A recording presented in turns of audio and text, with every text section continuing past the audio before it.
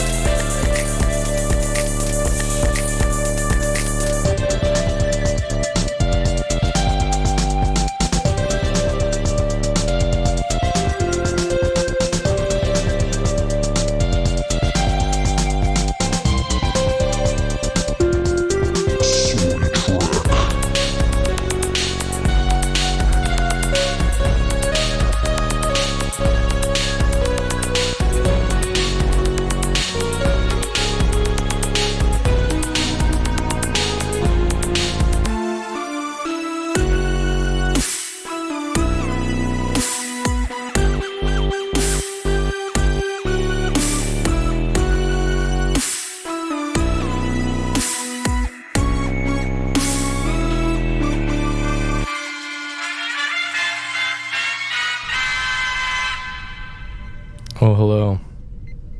Hello. Welcome to the bridge. My name is Britton. And I am Pat. And we're here to talk about some fucking Star Trek. Some Star Trek Prodigy today, baby. Oh, yeah. But first, what's going on? What's going on in your world, Maine? Living the dream every single friggin' day. Yeah. Got to celebrate a little known holiday today. What's that? That only Rhode Island celebrates. That was fun. What's it called? Victory Day. What's victory over? I don't know. We got nothing to be happy about in this country. No. Maybe Toyotathon's victory that we have. Yeah. I mean, that's more of a Japanese import holiday, though. Because Yeah, so... I think it's a World War II type thing, but I could be wrong. I guess that's the last time the United States had any actual win. Yeah, any victory that was, like, meaningful in any way. Mm-hmm. Yeah, not just, like, carpet bombing a place and being like, hey, we did it. Mission accomplished. Mission accomplished, baby. So yeah, I got time and a half at work today, so that was fun. That's cool. That's good. How about you? What's going on in Britland? Oh, I just been... all I do is I work, fucking suck. Hells yeah. That's all I do, man. You work hard, you play hard. I do. Like, my calendar is just full. I usually, I go on, 4 or 5 dates a week, man. And they all want to fucking suck. So much fucking so much sucking. Yeah, it's been good. It's been cool, dog. Hells yeah. Yep. We have a Patreon. What? Yeah, that's over at patreon.com/dumbidiotbs. What's Dumb Idiot BS, you may ask? Well, Dumb Idiot Bullshit is the name of my company. I got a company. It's incorporated. It's an LLC, baby. Ooh. Sole proprietorship, limited liability up in here.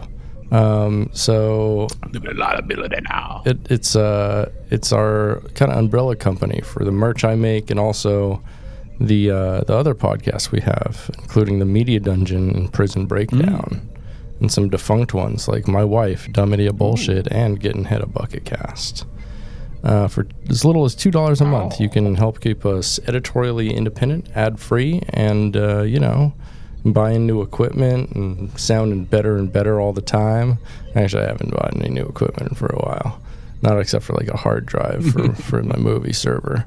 But we'll talk about that. For $5 a month, we say thank you and give you a shout out to people just like Phil McCavity, Danny, Dylan Lance, Jordan Hale, Elizabeth Hearn, Nick Savard, Shane Sawyer, David Craning Sights, Electric Baphomet, B-Flig, Teddy, Jessica Colin, Shrimp God, Shane Williams, Sam Mayo, Locke Fanile, Anthony Cabrera, Seb, Robert Yolito, Asher Pliskin, Skeptic, Papa Poison, Awful Star Trek Drawings, Jose Martinez, Gabe Siciliano, Big Strong Boy, Gursky, Jormore, Kyle Simmons, Gillian McCrary, SFC Punk 7 of 9, D. Riker, Ethan Adams, James Hartman, Iggy, Abigail Simpson, Vinny, Luna Dahlia,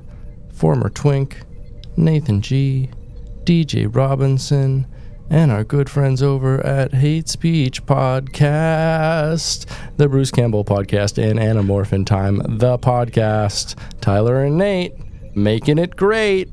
Gotta check them out. Gotta check out the Hate Speech Podcast. Go check it out.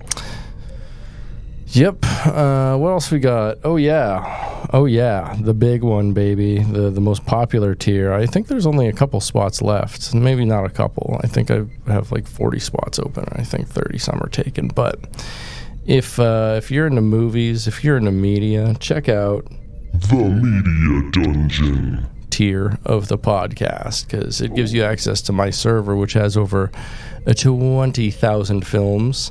It's got over 1,700 fucking TV shows. So, well over like 20,000 episodes of TV shows. So, lots and lots and lots and lots of stuff for your viewing pleasure. More than you could shake a stick at. It's the best deal in town. Be shaking that stick for a long ass time. Oh yeah, that stick could get tired. Don't let your stick get tired. Or you have some really sick ass biceps. So yeah, true. You should start also selling the the shake a stick at your media dungeon tier, where it's just like be like shake a stick at every single movie and TV show I have on there, and you're gonna have some sick ass biceps and triceps. This is a good idea. I'm gonna write this one down. Let's see. For $20 a month, you get monthly merch, and I still haven't decided what I'm sending out this month. I'm gonna do stickers next month, but this month I'm gonna bring back the my wife left me sticker. It's the one I think I get asked about the most. Still, people just want that sticker, baby. Hells yeah, people want that sticker, baby. They just want that sticker. Let's see what else. That's it. Go to patreon.com/dumbIdiotBS. That's patreon.com/dumbIdiotBS. Help keep us ad-free, editorially independent. We can say whatever the fuck we want. We can use the F-bomb, and we don't have to use one of those like, we don't have to do that. We like rarely ever use it unless I want to imply that Pat said something ableist. Like, hey Pat, what's your opinion on disabled people? Oh.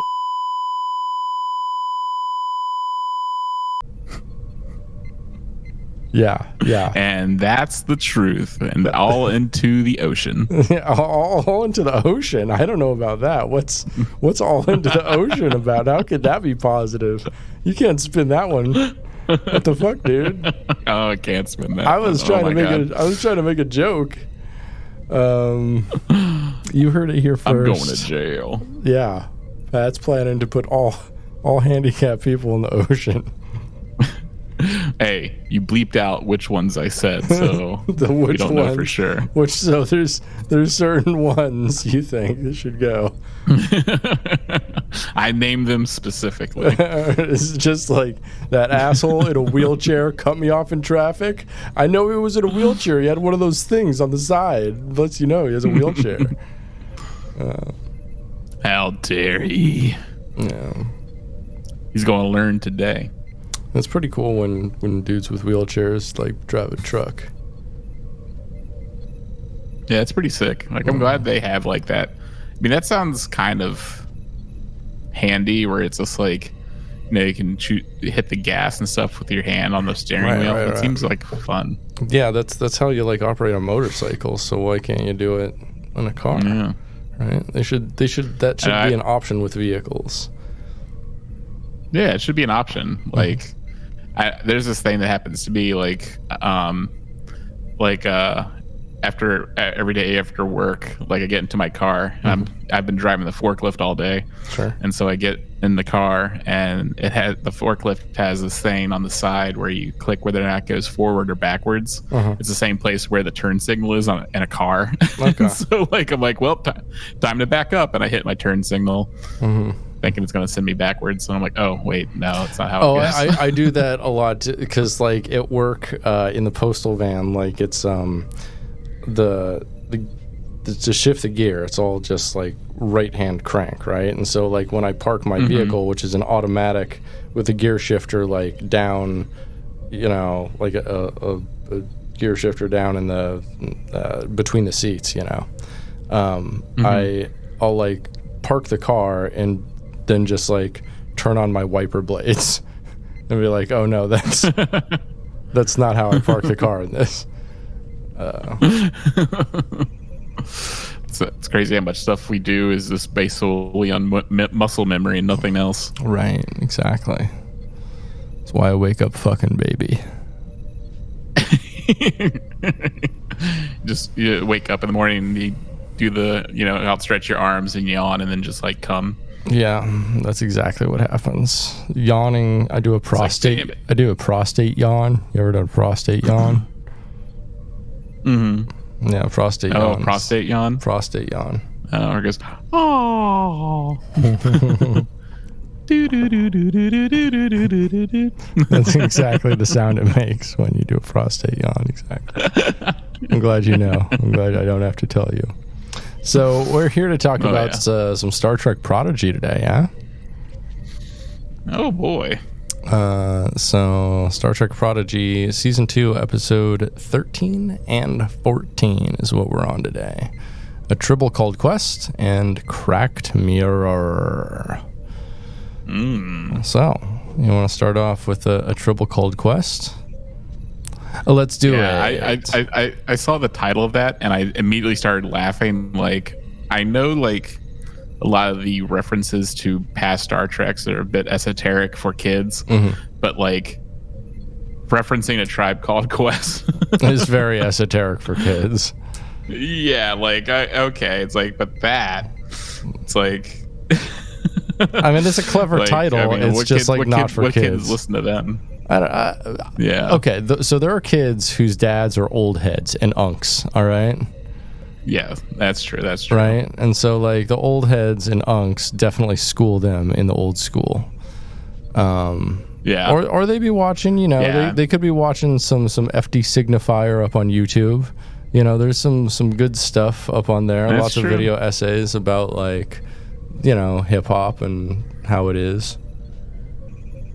Yeah, I mean, I'm sure like that was some great crossover for those uncles, who are also Trekkies who have been watching this with their, nieces and nephews and pointing out the different Star Trek references, and then they saw that and they're just okay, we got to pause this. Yeah, this is definitely a show I'm going to introduce you to the seminal albums here. This is an optimal show to watch with an unk for sure.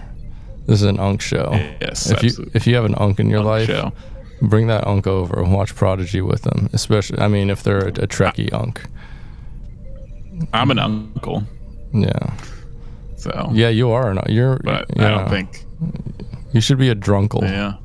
You should be like, I'll only see your kids if I am like drunk, and then just only show up drunk. No, actually. I'm a dunkle now that I'm on the East Coast and New England. Oh, and you got Dunk? I go to Dunkin' Donuts. Oh, you go to Dunkin's? Yeah. Oh. I go to Dunks. Yeah. Well, how do you feel about Dunkin'? Sometimes I've been trying not to go because it racks up. Go there for coffee in the morning. So so I haven't been to Dunks in a bit, but they're good in a pinch. You should make your coffee at home. Making coffee at home is a real joy, and you can buy a bunch of fucking like the to-go cups, and it's real nice. Yeah. I just got a big ass box. I have my little to-go cup, but if I wake up and don't have that coffee made, just because the smell of coffee can wake up your significant others and stuff. So. Oh right.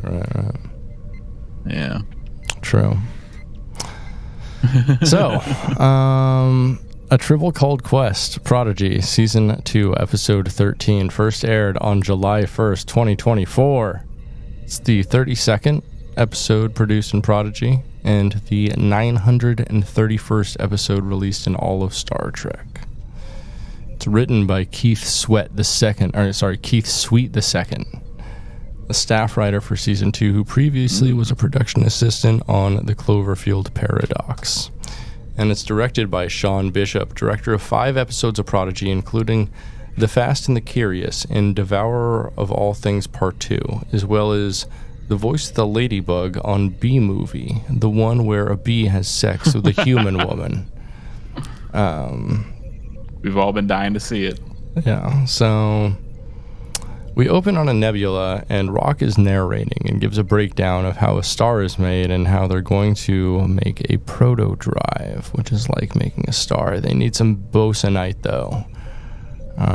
They need some Bostonites. They need some guys who are like, yeah, over here. Yeah, come on, guys. Yeah, they need a bunch of guys to say slurs into the engine, right, to make it go. But like we need some Bostonites. Slurs you haven't heard in like 30 years. You're like, wait, what? That's like a World War II slur. What weird, man. Yeah, do those people even still exist? Yeah, right. It's like, no. So we open on Rock narrating. So they need some Bostonite, and Janeway has found a Class M planet with a natural supply, baby. The protostar flies to the planet, and the crew beam down. Chakotay thinks something is wrong there, and nature is out of balance. Just like, when there's a little bit of discharge, you're like, I don't know. I'm talking about in any situation when there's a little discharge, nature's out of balance, baby. So Zero says they need a lot more Bostonite than they're sensing, but Dahl finds a bigger deposit by readjusting his sensors. And Chakotay's real impressed, and they have a real father-son moment here. It's kind of gay. Derogatory. Suddenly, they find a Tribble.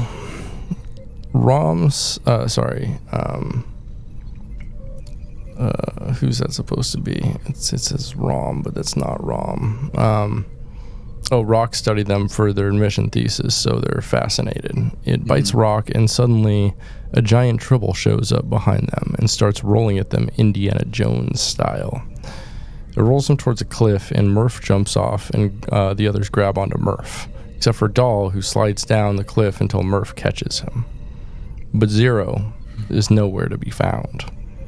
They got tumbled on, and they need to be taken to sickbay.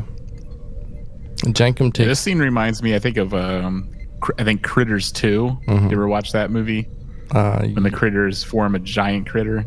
How do I see Critters 2? I don't know. They're like little aliens that are just like little fuzzy cannibalistic freaks. Yeah. And like there's one part, I think, in Critters 2 where they all form a giant I've seen ball. Critters 2. Yeah, never mind. Yeah. Sorry, I get that one mixed up with Munchies for some reason. Yeah, they're like the late 80s was like a boom time for small. There was the Ghoulies, there was the Munchies, there was Critters. Right. So any little thing that ate human flesh was really big back then. For sure. So Jankum takes Zero back to the protostar to go to sickbay because they got rolled on. Suddenly, a Klingon draws a gun on them, and they can't translate him, and apparently he wants them to leave.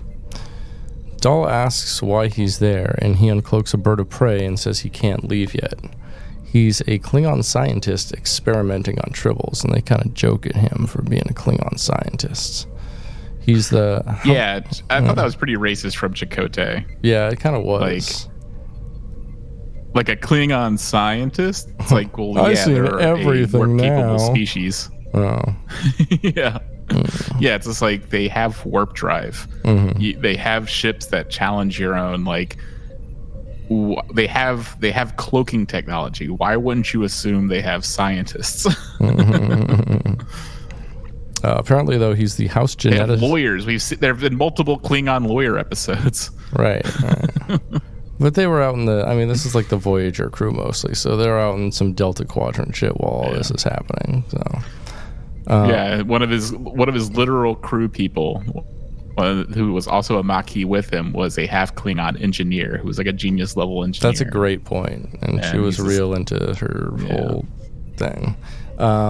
So apparently, this guy's the house geneticist for Chancellor Martok. Who shout out to Martok? We'd love to hear any Martok shout out. Who sent them the Unks who got to go over a Tribe Called Quest also got to like educate them about the Martok. 100%. Like they're like, Martok, you see, Martok is the ultimate uncle. And then they tell them about fathers and sons, or fathers and daughters, that episode where Martok's a lot lot about me. You can call me Uncle Martok if you want. I would be totally cool with being an Unk called Martok,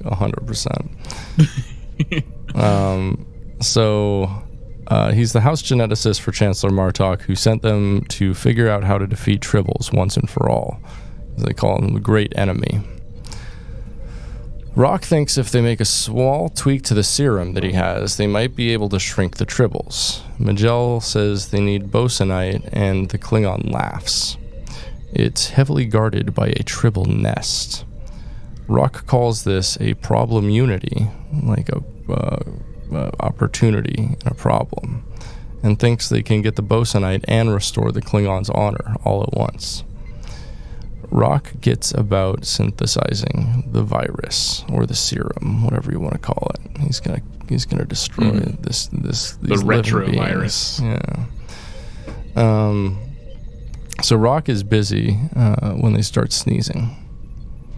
On the Protostar, Hala Janeway is treating Zero, but they're not responding to the treatment, and she won't heal. Zero says their body won't heal or last forever, which that's an interesting statement on just like mortality in general. Jenkum bumps a computer and offers to leave, but Zero wants him to stay to comfort her or them. Jenkum says when he can't fix something, he builds something better to replace it. And Zero says that's maybe something they can do. So are they going to build a body for Zero, do you think? Is it going to be just like this big dildo? It's a fuck machine. I hope so. Like, I'm wondering if their next body will look similar to the one that they have, like that they have currently, just like robotic. That would be interesting. Yeah. 'Cause, like, that would be a great, we could have like some sort of I guess we haven't had the, positronic, like what Picard put his body into in Picard season 1. We don't have that level of technology yet, but I'm sure we can design some vessel that looks similar to a human, like that would match what Zero looks like now. Right. And you wouldn't. The thing is, you wouldn't design. have to make like a positronic brain or anything like that, like with. Yeah. Because it's the Medusan is the brain basically. I think. I don't know how that works. See. So I don't know how their former body really worked either. I don't know how they like embody a body. You know what I'm saying? That's a mystery to me. Yeah. Not explaining or why they need the body at all. Can't they just float around? Yeah, they can, It's but like- then if people see them, they're like shocked or whatever. Oh yeah, they get lost in the sauce. Yeah, they get lost in the Medusan sauce, baby. That's why they're called Medusans. So, meanwhile, Gwyn and Majel sit on top of the bird of prey talking. Majel asks if Gwyn is afraid what happened to this planet will happen to Solemn. Majel wonders why she was put there and what her purpose is, and Majel says, and Majel and her have a moment, and I think they're lesbians. That's just me, though. On the... No, they're the Abians. The Abians? What? The Abians, yeah. Zero has. Oh, no. This is Gwen and Magell. Wait, who? Gwen and Sorry, you Magell. cut out. Gwen and Magell. Oh yeah. Okay, never mind. Yeah. Okay, Yeah. I can see it. Yeah. So I can. Nice try being woke. Nice try, buddy. I got my ducks in a row. I'm gay. So on the bird of prey, a Tribble escapes captivity and is rummaging around the darkened room. Doll finds it, and it's not a Tribble, but a cute little creature. Rock wonders what they've done. Yeah, they just made life. They did. Or AKA the merchandising. They absolutely made a new plushie to sell. So they have enough serum. There's not too many plushies left. No. So they have enough serum, but they don't know what it will do to the Tribbles. Shrink them or turn them into more of the recently discovered creatures. Rock doubts themselves, and Magell says just because they created something new doesn't mean they're not as smart as they thought they were. Doll calls it a baby Tribble or a bribble. Chakotay hopes there's no more unexpected variables. A bribble. Bribble. That's what they're going with. Bribble. Why not? Okay, I'm fine. I'm fine with it. It's surprising. Rock didn't immediately. They just saw it as a mistake. Mm-hmm. I don't know. I feel like they inadvertently created new life, a new species of life that's cute and cuddly. Mm-hmm. It's the cutest and cuddliest thing they could have invented, and they love cute and cuddly things. They do. Yeah, it's a happy accident, is what it is. Happy accident. Just like penicillin. Or me. Oh, you're not that happy. You're definitely an accident, though. No. So outside, the bird of prey flies over a hole in the ground as the Tribbles converge on their nest. Doll and Gwen make their way down and plant some equipment on the ground to beam up the Bostonite. They align and create a triangle around it and beam up the Bostonite into the proto-core. Doll and Gwen converge to be beamed up. However, the Tribbles break the equipment and they can't be beamed out. So the crew goes to save Doll and Gwen almost falls deeper into the cave. Doll tells the Klingon to take his phaser off the stun setting, but it's not, and he almost explodes the cave. He must be certain he is killing all the Tribbles, so they take him into captivity. Suddenly, the Bribble talks to the big Tribble, and they all roll away. Which is kind of cool. They have a language that we never really knew about.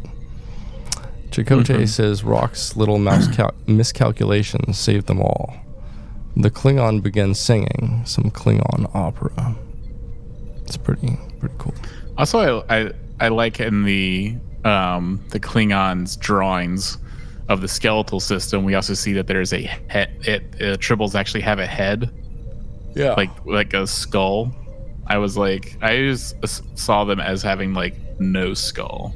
Well, did you think they were gelatinous, fur-covered gelatin, or what? What do you think exactly they were? Okay. Yeah, just a furry gelatinous ball. Even still, they're very spherical in this. Tribbles always seemed like they were just kind of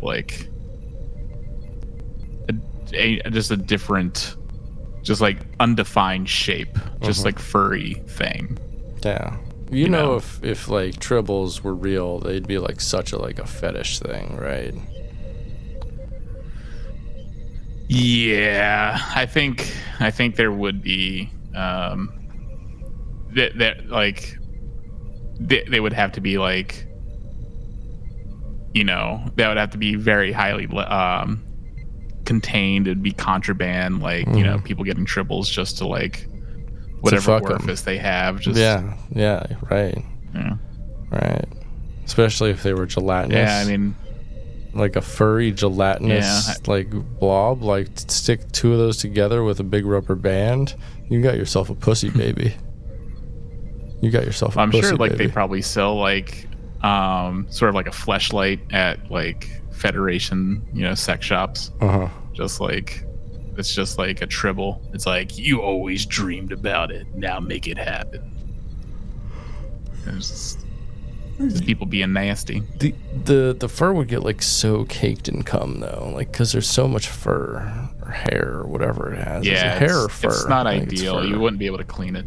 No, That's why I wonder about furries. I mean, I guess furries sound off in the chat, but like, those fursuits got to stink. Yeah, you got to get them cleaned somehow, I'm sure. I wonder if there's a fursuit cleaning service or something. I'm sure they probably just take them to dry cleaning. I'm sure there's probably like a dry cleaner that sees like the person come in with a fursuit and just like they just like say, "Excuse me," and just go in the back and put a gun in their mouth. Just like, just like the things that they cleaned off this old fursuit, they just can't do anymore. Like this old Ukrainian couple that fucking moved to the States and like this is their dream to we open dry cleaner, we make a good life, we build a family, we own a home, and like fucking he sees the fursuit coming, he's like, I don't want this world anymore. I built it for myself and I don't want to see it anymore. And he slowly loads the gun. It's like if they wrote the book The Jungle like in current day, and just like this like an Eastern European family comes over and get a job at a dry cleaners that happens to just be like in a huge population of furries, and then just like they all start like losing limbs and getting killed, just like having to clean off all the cum stains and poo all over from fursuits. Yeah, imagine bringing a black light to a fucking furry convention. The things you'd see. Oh man. Oh, it would look something special. The lights go out, you just bring out the black light and the whole place starts glowing. It feels like the surface of the sun. It's just like yeah, that's the brightest bright it can possibly be. Anyway, back to the episode here. So the protostar flies away from the planet as Rock puts in a final log, if you know what I mean. Final. Yeah, she's taking a poop. She says things weren't perfect, but they were special. On the planet, the Klingon scientist takes off and goes home with his reputation intact. The crew starts up the protostar drive and chart a course to the Voyager. End of episode. What'd you think? I liked it. We got Tribbles, we got Martok, got it all. References to Martok, that is. Yeah. I mean, I thought it was a great episode. Like, as I said, like, there's very few so far. I mean, I haven't been disappointed by Prodigy yet. Yeah, like, I think it's well written. I haven't been disappointed by a single episode in the series. Like, maybe one of the first, 3 or 4 episodes, I was like, I could do with or without it. But, of the entire series in season 1. But, overall, it's a great show. It stands on business. You know what I'm saying? I don't know. Stands on business. Yep, stands on business. It's episode 14. You ready for it? Cracked Mirror. Prodigy. Episode 14 from season 2.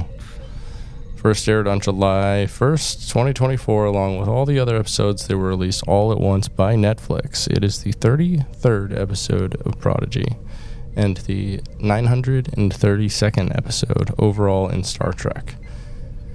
This one is written by Eric McNamara, who is the writer of 5 episodes of Prodigy, including Supernova Part 1, Who Saves the Saviors, and The Fast and the Curious, and directed by Royalyn Lee, director of 6 episodes of Prodigy, all from this season. You ready to get into it? You ready for this shit? I am. Let's hope so. I'm ready for this shit. We open on the My mouth is open, not the toilet.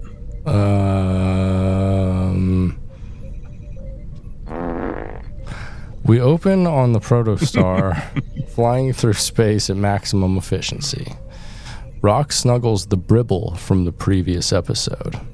He's part of the fucking crew now. We gotta make these plushies. We gotta get them out. Netflix needs to justify the cost on this series. If they don't sell at least like 100,000 of those plushies, we're not getting a third season of Prodigy. So Zero explains how the proto-drive is getting them to Voyager faster, and after they drop out of Worf, Gwen seems distressed. Chakotay enters Voyager. He enters the Protostar and looks at Voyager and says she looks a lot different than the one he remembers. Rock asks if Janeway will take care of the Tribble, Holo Janeway that is, and she's happy even though she's more of a dog person, and she like plays with it with a laser. So Chakotay, and if you think about it, has Holo Janeway even met a dog? That's a good question. I mean, she's programmed to think she's met dogs because she has like Janeway's like memories or something, I guess, right? Because otherwise, how's she acting like Janeway? And like, yeah, so I don't know, because Janeway had dogs. So that's a. Did they have a dog in season? No, I don't think they did. No. I mean, she had a dog back on Earth. I know, yeah. But She had like, 2 dogs, right? I mean, what if Holo Janeway, like, I mean, or was that her she boyfriend? thinks she with likes 2 dogs, but then she meets an actor. Yeah. I don't know. I couldn't tell you. So yeah, what if she doesn't? What if she doesn't? I'm like, yeah, it's a good question. I don't know, man. It's like, these dogs fucking suck. Yeah, I fucking hate dogs. I was just programmed to like them. Like, that would be very confusing as a program to like have emotions against your initial programming. Like, or I mean, she could just meet a shitty dog. Like, she could just be like, oh, I guess I only like golden retrievers or something, you know. Yeah. After she meets she gets confused and starts calling everything a dog. Like, she sees a car and calls it dogs. A dog. Dogs. I She's like used to have 4 a dog.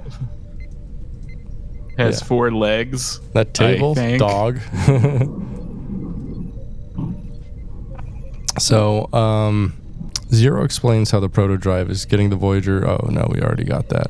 So, Chakotay enters Voyager, and he meets the Doctor again. It's actually a really nice moment. Suddenly, Jellicoe enters the room and asks how it's possible that Chakotay is there. He says that Janeway perished trying to save Chakotay, along with Tysus and Gnome, on the Infinity. The kids protest this, saying that they are the ones that took the Infinity, not Janeway, and so that's not possible. The Doctor suggests that they may be sharing a psychosis, given that they all have the same false memory. Unless he asks if they pass through some tachyon storms. Majel says either they have a shared psychosis or they are on the wrong Voyager. The Doctor says he doesn't know if he believes them, but he will help them, which is very nice of him. It's a very nice little Doctor moment.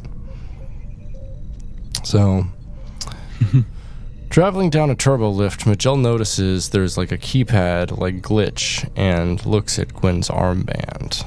At the bottom of the ship, they get out to a derelict deck, which Jenkum approves of. There's an old sickbay down there, and they go in, and who shows up but motherfucking O'Connor. We got O'Connor back. I love O'Connor. Yeah. Love the outrageous O'Connor. Hell yeah. Good to see him. If you don't remember him, he was in Star Trek TNG as this amorous rogue who went around and fucked everyone. Han Solo ripoff. Yeah. Yeah, kind of like more like Riker let loose, I'd say. And that's the thing, like, they tried to introduce a character that was like Riker, but Riker was already there. That's true. Like, Riker he just was felt like a already there. pale invitation of Riker. That's the thing, though. Is And- they cast him in there and like made this character for him specifically because he was like their number 2 choice for Riker. Like, they were gonna cast him initially, but then they went with Jonathan Frakes because he screen tested better or something.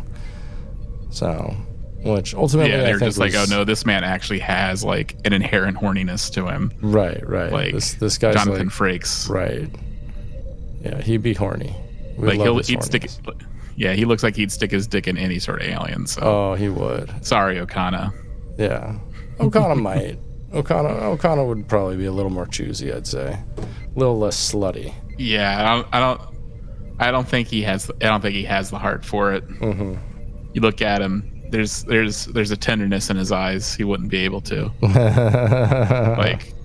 like Riker smiles, but the eyes aren't smiling. They're fucking. Oh, I see what you're saying. That's true. That'd be true. Yeah. So, we see Okana. We haven't seen him since season 1. Great to see him. He asks where Rock is, and she's with Zero, and they end up in a different Voyager where there's a Captain Tuvix, which is kind of fun. Yeah. I love the idea of Captain Tuvix. I love the idea of Captain Tuvix as well. I think Tuvix would make the ideal captain. Does that assume, like, at some point He probably committed mutiny of like- some sort, or like there was an election. Yeah. Well, I guess, like, in this time, Janeway could have still made Admiral. But do you think, like, she probably tried to, like, try to undo everything Tuvix did from, all of his advancements through Starfleet? She's like, no, don't promote him. She's Oh, like- absolutely. She was like, no, he's my abomination. Don't do it. And they're like, he's actually incredibly qualified, and everyone seems to love him. And he's not a pedophile either. Yeah. Like, he lost that pedophile half of him. Thank God. Like, he only kept the... Thank God. Yeah, he only kept a couple good parts of Tuvix, or Neelix. So, in the Dahl Gwyn reality, Okana explains that the protostar virus from the first season destroyed all of Starfleet, and he's just a scrapper. Chakotay asks if Janeway came through that way, and Okana says he's the only Starfleet that he's encountered, and then he leaves. So in the lounge, the kids talk about how they're in an alternate reality. Chakotay asks if they're able to make their way back to their own reality, and if so, says they can reunite everyone.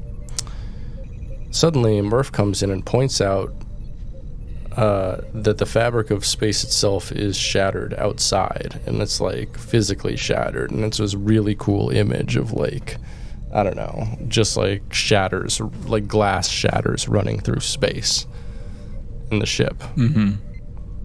So Yeah, that's why when I first saw the title, I was just like, "Ooh, a mirror universe episode." Mm-hmm. But then I saw, like, the cracked beer thing. I'm like, I guess I'm not getting that good old mirror universe in this. I guess Referencing not. the mirror-like cracks in reality. Guess Then- not. Uh-oh. Guess So not. Gwen theorizes about how they punched a hole right through the fabric of time, and how it's splintering the ship. Chakotay thinks her and Majel might be onto something, and that it's only happening to them because they created the space-time rift, so all of these different realities are popping off due to different actions that they made. He says if they fix the rift, they bounce back to their own universe. But they need to get 8 decks up, which means going through 8 different realities. but Gwen can't make it through 8 different realities. And I would have loved to have seen all 8 of these different realities. I hope they came up with these 8 realities in the writer's room, because that would be funny. So Gwen's armband is weakening. And then Jenkum says they could just have Okana beam them to the top, which is probably the best way to go. So Okana starts up the transport bay and says he traded some stuff to Andorians, so he's glad it's still working. And they get beamed to another transport bay instead of a bridge where they wanted to go. And Majel is suddenly disappeared. Janeway comes in and has a Borg implant, and Chakotay has a goatee and is evil. So it's the mirror universe, motherfucker. Motherfucking mirror universe. Mm-hmm. And have we seen... Did Voyager have mirror universe episodes? Nope. I don't really remember. Yeah. So it's fun to see. I don't love the mirror TNG universe. Didn't. DS9 did, and then Voyager didn't. Yeah. Wild. Yeah, TNG never did, which was a bummer. But also, I mean, they had mirror universe comics for TNG, but yeah, it got overused definitely in like Discovery and shit. But meh. So, Dahl asks what the mirror universe has to do with their decisions and the rift in space-time. So Chakotay says that they can figure that out when they get out of there, and this universe is dark and dangerous. Mirror Chakotay and Janeway come in and insult Starfleet and talk about torturing them with the Agonizer, which we saw on... Oh, hell yeah. On good old Discovery, Season 1. Evil Chakotay decides to torture Murph first, calling him the cute one. He undoes the force field and Murph kicks the fucking shit out of him. Just absolutely wrecks him. Maybe kills him. Probably kills him. I don't know. We don't really get to hear anything. Well, I guess he comes back, so maybe they revived him now. So Chakotay says to never trust the cute ones. Chakotay gives himself a grease goatee, so he looks like evil Chakotay. And they make their way through the ship and encounter Mirror Janeway. Mirror Janeway tells Gwen to take off the armband, but she refuses and tries to explain that it will kill her, and she's like, well, fucking do it anyway. Chakotay agrees with Gwen and is like, oh no, I already fucking looked at it and it's fine. And Mirror Janeway says, oh, okay, I always trust my first officer, but he's not here. And then she draws her phaser. And the kids in Chakotay run away from her. Amazingly, that grease goatee did not work. That's so strange. I know, right? It looked so good. Yeah, it was just like all goatees look. Very good. So the kids apologize to Chakotay, and he says it's okay, and some things are worth fighting for. Suddenly, Mirror Chakotay's team almost finds them, but instead, Mirror Janeway does. They hold him at phaser point, but Jenkum pulls a fast one with his fake hand and locks them out as the kids run away. They make their way to the bridge and seal it with Chakotay's voice. Suddenly, a loom is there, and in a different reality. Gwen matches the shield to the loom's phase variance, and it slows them down a little bit. Mirror Janeway shoots through the door and gets ready to shoot, but Chakotay tells Janeway that they have to let them save them. And Janeway's like, why should I do that? And he's like, well, because in any reality I could never hurt you. And it's a moment. It's a real moment. Ooh. Yeah, it's real cute. I don't know if they're setting up a fucking romance for them or what, but it's a moment. Yeah, they are getting dangerously close to kissing multiple times. I think so too. So the loom flood the outside of the ship. Dole implores them to let them fix the rift so the loom will break off. Janeway takes the helmet and lasers the loom off, but one makes its way to the bridge, and everyone but Gwyn freezes. She hits the button just in time and fixes the rift. Zero and Majel are suddenly elsewhere, and Zero says she was just getting used to Tuvik's Talaxian Vulcan fusion cuisine, which is horrifying to think about. Horrifying. Can only imagine. Yeah. So Chakotay meets the Doctor again for the first time, and it's cute. Then he sees Janeway again, and they share a moment. Janeway tells him that he's home. Dahl says whatever reality throws at them, he's glad he's in this one, and says with you to Gwyn. She says me too, and it's real cute. End of episode. Oh, what do you think? I love this line. I love this episode. I also love the line Jenkins Pog has, like, even the whales are evil. Yeah, I like that part. That one was pretty funny. Yeah. No, this is a good episode. This is real good. It is wild. Like, even the whales are evil on Earth. Like, it's absurd, but I loved it. It's funny. Mm-hmm. Yeah, it's a funny idea that in the mirror universe the whales are evil. I mean, imagine an evil whale. Like a vegetarian. I always assumed like evil whales were just sharks. Does that mean like are sharks more evil or are they nice? That's a good question. Yeah, are like villainous are things we find villainous, like our snakes and or you ascribe villainous qualities to. Right. Like we do that with snakes and sharks and things like that. And maybe we shouldn't, but we do. We definitely do. Mm-hmm. Good question. Yeah, this episode was like a 9 out of 10 for me. Just lovely. Really well done episode. Funny, interesting, had a whole story arc to it. Brought back fucking Okana. Ended really nicely with Chakotay meeting up once again with everybody. No, this was pleasant as hell. Big fan. Big fan. Yeah. And the first episode, I'd give a solid like 8 out of 10 too. So, couple other great episodes here. Really well done. They just keep on hitting home runs, I think, or RBIs perhaps. I'm not sure what that is. I'm just saying that. They're getting those slam dunks and home runs and whatever runs. They call it when you do in hockey, goals. Yeah, I guess goals. Ham runs. Which sucks because they just stole that from soccer. Like soccer had goals. Like that's true. Hockey doesn't have a special name. Doesn't make any sense. Yeah. I mean,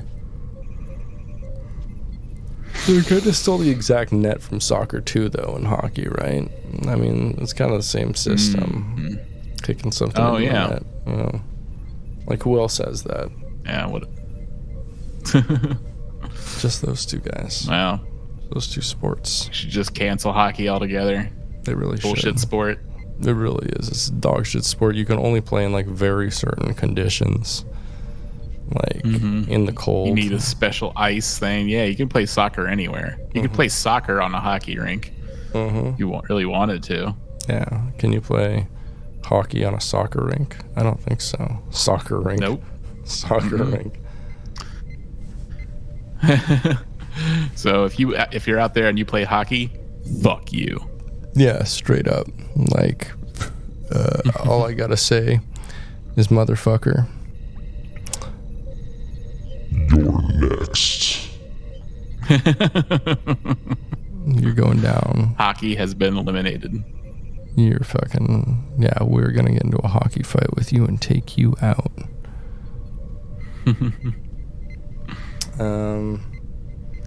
Well, yeah, you got anything else to say on these bad boys? No, go watch them. If you're not already watching Prodigy, you should be. Yeah, you really should be. It's a real delight to watch. They got a great thing going. It's one of the best Star Treks. I can't recommend it enough. And it doesn't take a lot of your time. It's not a huge time sink, you know? No. The only reason we're only doing 2 a week is because we're pacing them out. I could have watched the entire thing right now, but I kind of don't want to ruin it for myself. You know, I only have so much. I only got so much, people. We only got so much time in this world. Sometimes you gotta take that time to yourself, right? Do you? Yeah. Right? Like on when you're on your deathbed, when your life is flashing before your eyes and you're experiencing all the wonderful shows you watched, wouldn't you want to be watching Prodigy? Right. You probably watch fucking Picard or Discovery, and you're like, yeah, that was kind of a waste of time. And you think that might be the case with Prodigy? No, it's not. You're being dumb. You're being a dumb ass idiot. Not a funny. No, not a fun guy. Don't do it. Yeah, that would suck when I'm dying and my final moments are flashing. You know, all the things I've watched are flashing before my eyes, and I'm just stuck on Picard. You know, season 2 of all the seasons, and I'm just like, no, save me. Yeah. I'll just come back as a poltergeist. I'll come back as the ring ghost, and if anyone ever watches Picard again, come out of was Akiva Goldsman, I think, was responsible for that season. So yeah, come out of the TV or your phone if you're watching on your phone. They should do a remake of The Ring where people are just watching TikToks and comes out of the TikTok. Oh yeah, it comes out of the phone or the iPad. It comes out of the kid's iPad. Yeah. It should have to be real Ring small Talk. though. Yeah, I'm sure like Bloomhouse is like listening to us and they're just like, ooh, The Ring, but with TikTok. No, and A24 is like, how about Cock Ringu? I love it. I think that would go pretty hard. Well, I think that's all we have to say on this. I think so. I think we've exhausted our things to say. It's really great. You should go watch it. Check it out. Do we got any Star Trek news? We haven't really checked any Star Trek news lately. No, we talked about so. Paul Giamatti, right? Yeah. Yeah, okay. Star Trek Las Vegas just happened. Do you care about that? Oh, fudge. I'd like to go, but it's like getting money for that. Holly Hunter is going to be in Starfleet Academy. They say it's going to be a new format for Star Trek.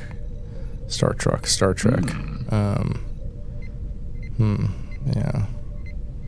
Alex Kurtzman is going to be a showrunner on it. Interesting. Oh no.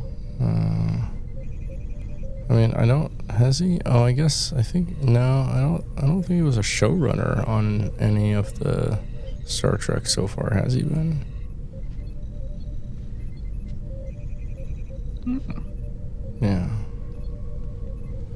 Yeah, Holly Hunter is real wonderful. She's in Raising Arizona. She's an absolute delight. She really is. Yeah, go watch Raising Arizona if you haven't. Yeah, I do love that movie. Yeah. All right, well, we're going to get out of here. Thanks for joining us. If you like our podcast, please like, rate, and subscribe. And most importantly, check out our Patreon at patreon.com/dumbidiotbs. We appreciate you. My name has been Britt. I've been Pat. So thanks for checking with us, soy boys, girls, and our Whittly Beans. Hang dong, hang dong, hang dong, shocker, shocker, shocker, shocker, shocker, shocker, shocker, shocker, shocker, shocker. Soy, soy, soy, soy, soy, soy, soy, soy, soy, soy, soy, soy, soy, soy, soy. Soy, soy, soy, soy, soy, soy, soy, soy, soy, soy, soy, soy.